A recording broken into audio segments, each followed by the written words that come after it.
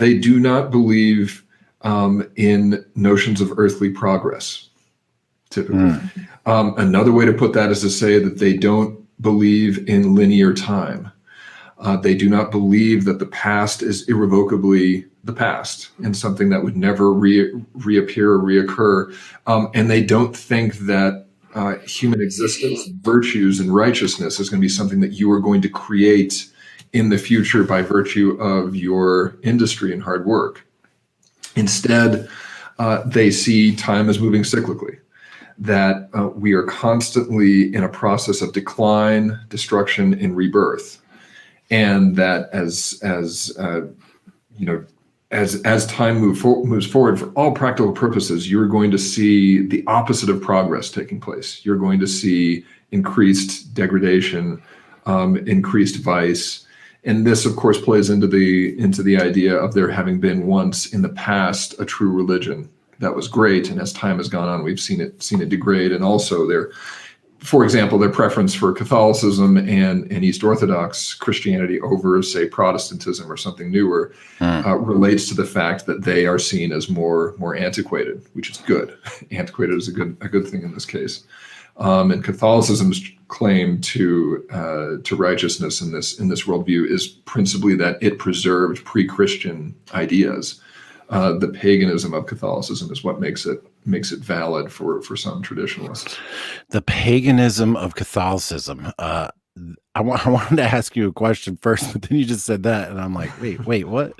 We'll come back to that. But when you say time is not linear, my first thought is True Detective and Rust Cole sitting there at the interrogation table, clipping up his beer cans, kicking back and saying, time is a flat circle. I mean, to me, he was implying there that maybe it's all simultaneous, or is it, when you say it's not linear, but yet there is definitely a motion in time. Yeah, of course. And of course, our bodies, we grow old and die, right? We can see a linearity at some element, but the intervention of the traditionalist would be to say that what matters about time, and especially on a societal level, is going to be constantly in this process of decline, destruction, and rebirth.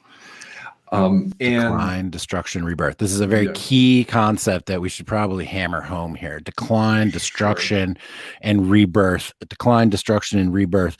And where I know that, is it Satri Devi?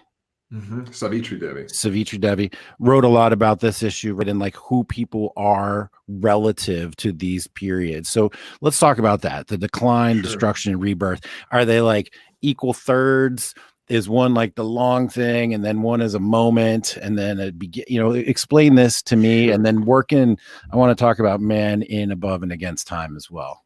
Excellent. Yeah, we almost have to talk about politics, how this any of this could relate to politics before we get there. So we promise it all relates to politics. Donald Trump, Putin, Bolsonaro, everybody. So let's go. Exactly. So in the most kind of generic introductory way of thinking about these time cycles, you would think of it as a cycle through 4 ages or through 4 eras. At the beginning of the cycle, you have a golden age that moves to a silver age, that moves to a bronze age, to a dark age, after which there is a quick split, a cataclysmic event that restarts the cycle in gold. And the exact length of all of those eras that varies. I mean, Hinduism has more set notions of it, but if you talk to people who follow this and are inspired by it today, like Steve Bannon, the exact durations aren't that important. What is important is that progression, gold, silver, bronze, dark, lets you know again that time is equal to decline. That every moment that passes by, except for one anomaly at the very end of the cycle, every moment that passes by, things are going to get worse. Flip side of this. Oh, go ahead. I was going to say, is that an optimistic or a pessimistic outlook? Well, in the short term, it's pessimistic, right? Yeah.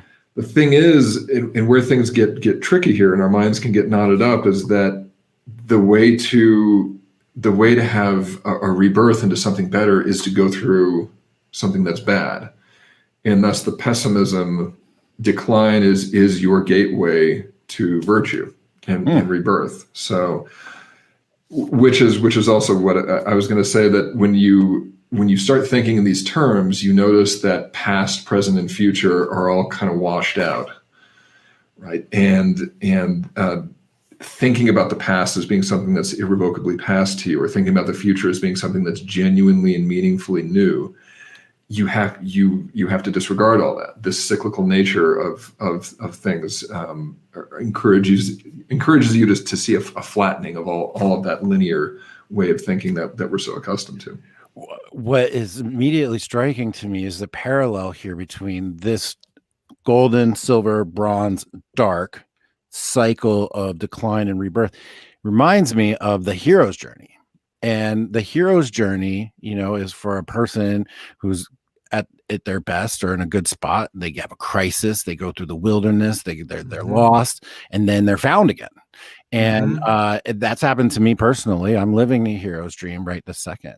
And one of the reasons why the hero's journey resonates so deeply with all of us, I mean, it's in virtually every story that you read, is because it's common. It's built into us. We empathize with it on a deep level. And I'm struck here by the similarities in this concept too, not just on it's personal. Hero's journey is personal, same decline, rebirth.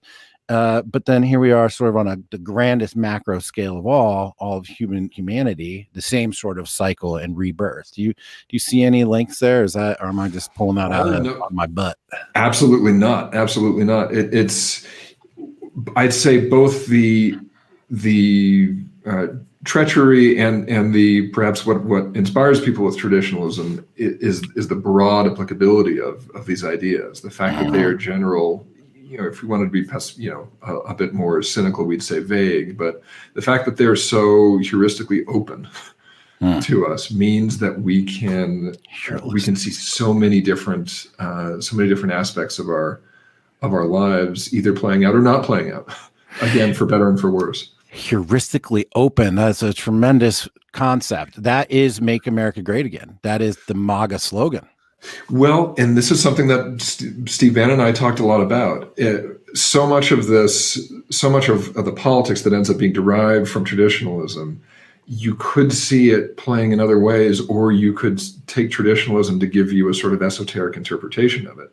And he saw the MAGA slogan, "Make America Great Again," as affirming this traditionalist worldview that you see cyclicality, and that greatness, that what could be wonderful about someone, some community, some society, some nation would be in its past, but we don't have to think about it as being in its past necessarily, because the past is something that can and will be reanimated again.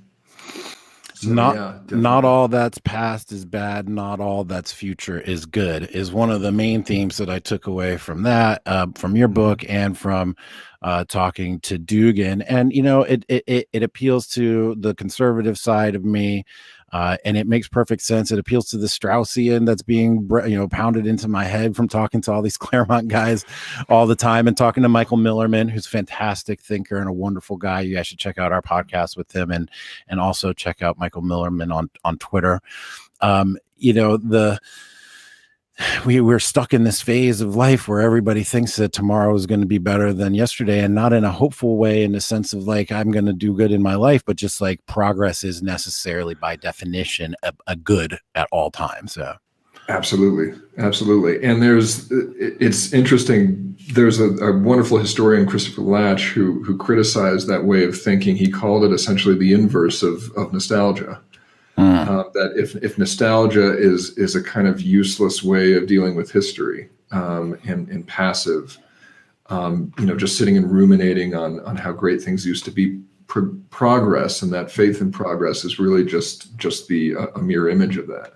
Right. Just leaning back and trusting that every moment that goes by, things are actually getting better.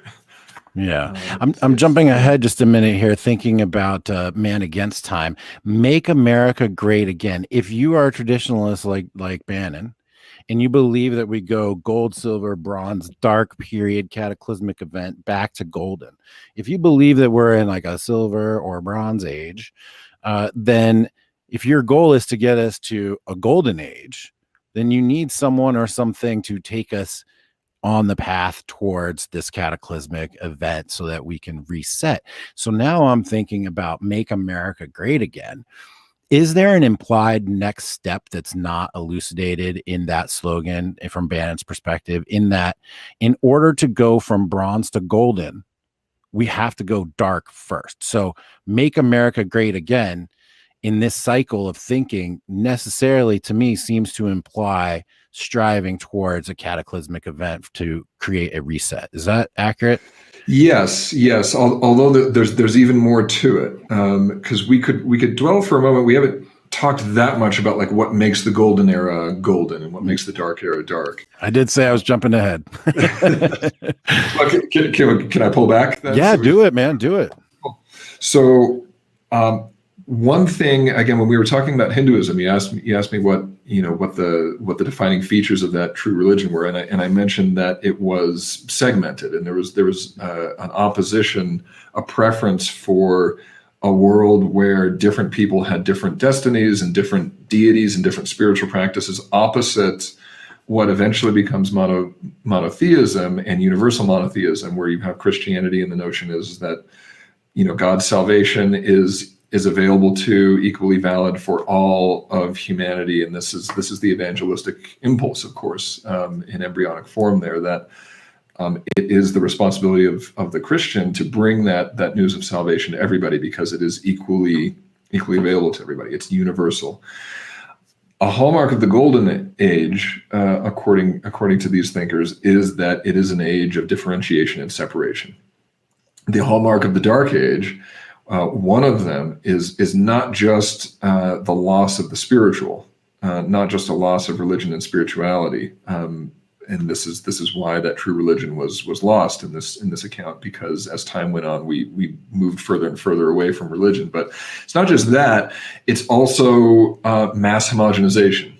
Some of the earlier traditionalists really believed in the caste hierarchy that most people are going to be familiar with in terms of Hinduism, and think that the Dark Age is the disintegration of the caste, the loss of boundaries, and in its place a mass homogenized, materialistic, anti-spiritual society.